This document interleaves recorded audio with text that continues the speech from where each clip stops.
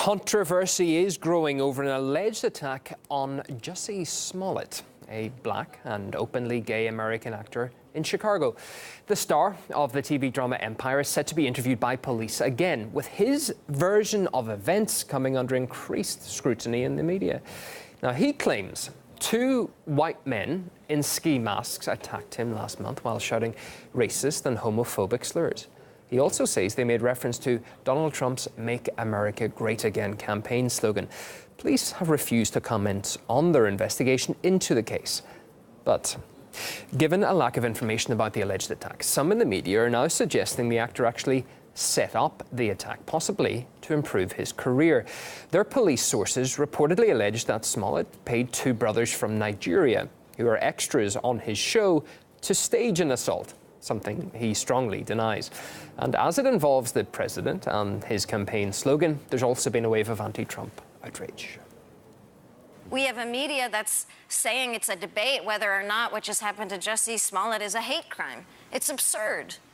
The isn't a debate. I'm like really fired up tonight, This is how you have to be fired up. It feels impossible to not feel this way right now with the president and the vice president, Mike Pence, who wishes I couldn't be married. Let's just be clear. Heartbroken and furious reading about the attack on Jussie Smollett. I want Trump and all MAGA lunatics to burn in hell. Homophobia existed before Trump, but there's no question that since he's injected his hatred into the American bloodstream, we are less decent, less human, and less loving. No intolerance, no DT. There were many who directly tied the US government to what they unequivocally labeled a hate crime. There were more who publicly stood by Smollett, condemning the attack as an established fact. Donald Trump included. Actor from Empire who was allegedly attacked with racist and homophobic. That I can tell you is horrible. I've seen it last night. I think that's horrible. It doesn't get worse, as far as I'm concerned. Those who stayed away from this bandwagon were made to feel like outcasts. And the police intrinsically fell in this category too. By their nature, they had to investigate, interrogate, snoop around. And as they did, it appears even the fundamentals of this case are not as obvious to them as they are to the angry Twitter army.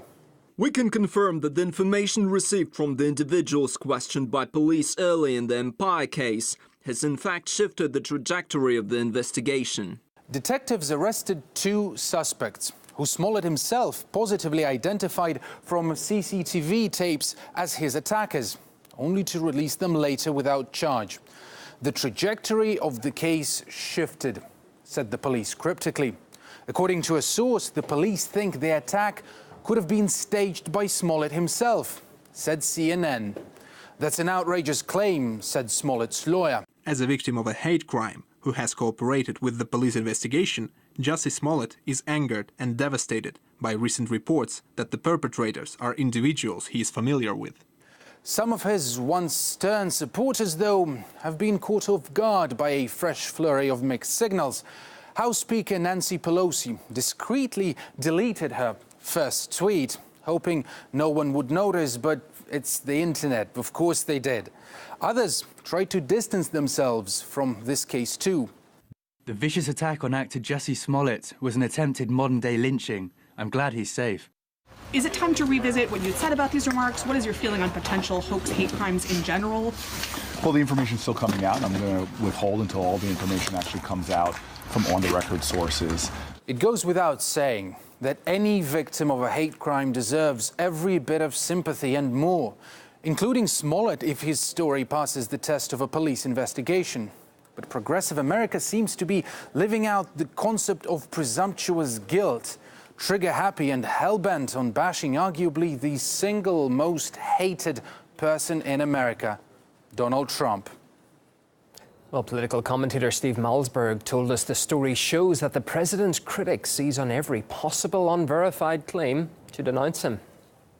I would pin that on Donald Trump anyway, saying that he's created this atmosphere where gays aren't welcome and blacks aren't welcome and minorities aren't welcome. So the whole thing is hatred of Donald Trump.